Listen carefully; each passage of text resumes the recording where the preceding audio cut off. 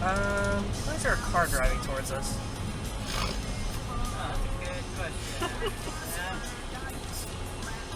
That's also go that way. That's also the wrong way.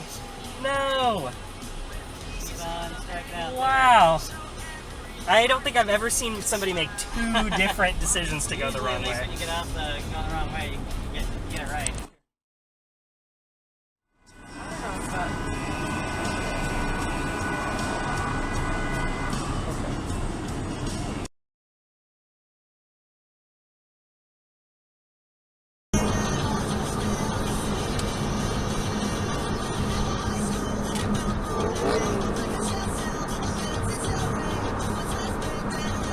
This is westbound on the Mount Hood Highway, which is 55, and this SUV pulls out going about 30 miles an hour and leaves their right blinker on like they're gonna turn. And I think the van just decided to go around him because he was going so slow. What the hell are you doing? The lady in this blue car decides to make a third lane and go on the left side of this silver car who's already turning left, Really? and also manages to block me in the process.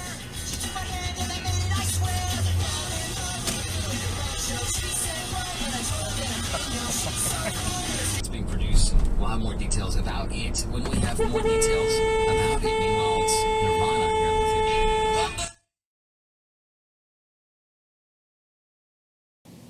Yeah, so despite this person flashing their lights repeatedly, they still drive the wrong way about 5 blocks just to get to McDonald's. She is going. Oh wow. She went. So this is a dual turn, making a right on red here at the same time as this little box truck. And he stays inside during the turn, but then immediately puts on his blinker and starts coming over on top of me. And I was in his blind spot, but also, that's why you don't do that after dual turns.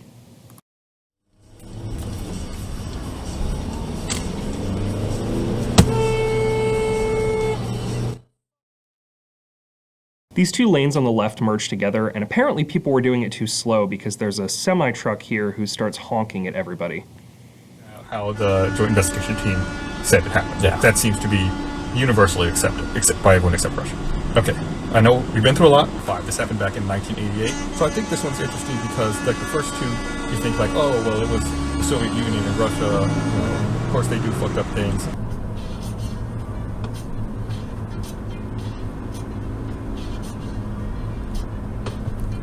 What on earth?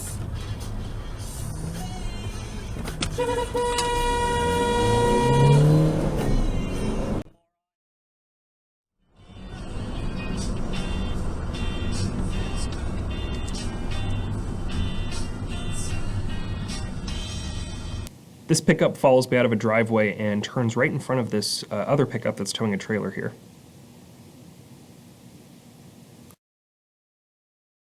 So I pull up to this light turning left, and it seems to just skip us over like 3 different cycles. And I think the person in front of me also picked up on the fact that it wasn't working. So the following happens. Yeah, this dude just is going through. And we're just gonna follow suit because it's been like 3 cycles here. No one's coming. I didn't actually notice this in real time, but this Camry was going to turn from the straight lane and go around me. They gave me room, so no big worry. And then the 2 people that were behind him also run the red light, so pretty much everyone was on board here. You gonna move over? Really? So you're not only still going 70, you're not gonna even move over. This Escalade.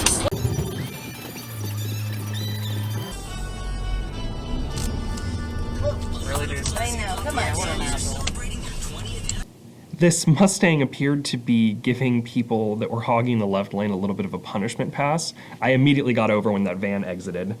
And he seemed to give me room, but then did the same thing to the car in front of me, who actually was hogging the left lane prior to this, so maybe he deserved it, but I don't condone road rage. So I'm stopped at a red light here, and I'll show the front footage in a second, but this guy just drives around me like the red light doesn't exist.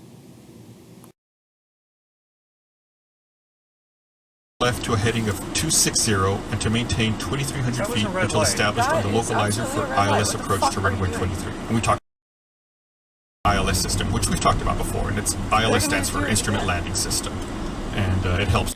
So this little Toyota doesn't take the gap that's in front of the van, doesn't take the gap that's in front of me, and ends up having to squeeze into the traffic that's behind me across the bullnose here at the very last second.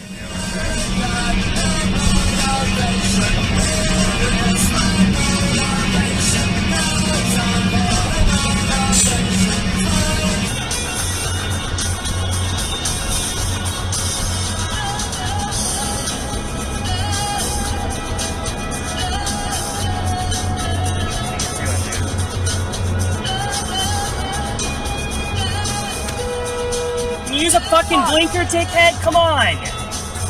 Twice in a row! So moving on to a slightly more negative note, Oregon and several other states have been experiencing massive wildfires due to unusual wind conditions. This was the first evening, September 8th. This is in Beaverton here, and you can see the massive smoke cloud that was rolling in. It was a totally blue sky day, and then this evening was just insanely smoky as that rolled in. And my next morning did not start off great. Came out of the tunnel into downtown Portland on my way to work, and there was a fire right there on the off-ramp, part of that grass field, and then a tree ignited. I think there was a homeless camp that was cooking some food, and the unusual wind conditions just caused the stove or something to ignite the grass and then that tree. This was that afternoon, and that entire day it actually hadn't been too smoky, but as you can see, I'm driving south directly towards, and this was a few miles later. You can see the color change. It really did look like that. It was like the whole world went into sepia tone. It was really strange. And then a little bit later that evening, and I was doing Uber at this point, I started getting evacuation notices on my phone for some of the southwestern suburbs like Sandy, Canby, Estacada, Damascus. This clip and the next one were on September 10th. And you can see just how smoky it is, even 100 yards off with those trees. It's hazy, and this is right in the middle of Portland, so it's worse in those rural areas.